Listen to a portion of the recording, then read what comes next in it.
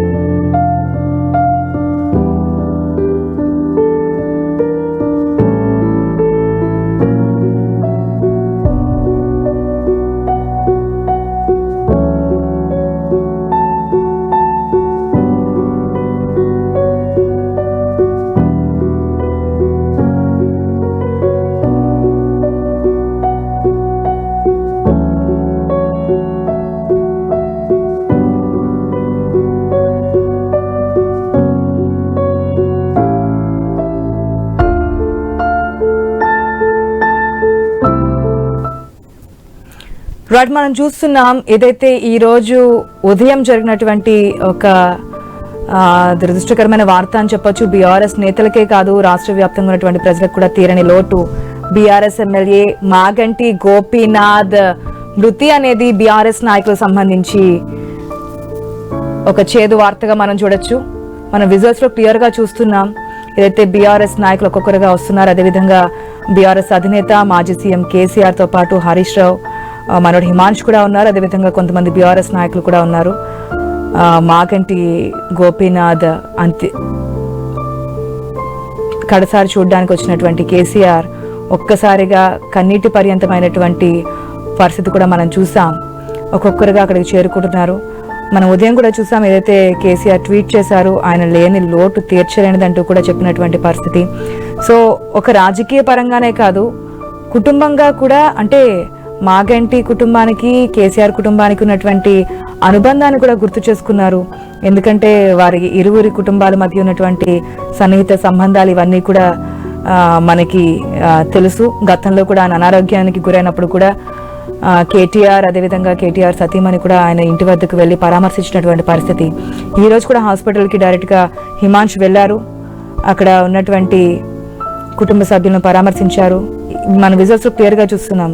కేసీఆర్ కన్నీటి పర్యంతమైనటువంటి పరిస్థితి, కుటుంబ సభ్యులను ఓదార్స్తున్నటువంటి విజువల్స్ కూడా మనం క్లియర్గా చూస్తున్నాం. అటు ఏపీ నుంచి కూడా మంత్రి నారా లోకేష్, సతీమణి నారా బ్రాహ్మణి కూడా కడసారి మాగంటి గోపీనాథ్ని చూడడానికైతే అక్కడికి చేరుకోవడం జరిగింది. ఒక్కొక్కరుగా నాయకులు ఆయన నివాసానికి చేరుకుంటున్నారు.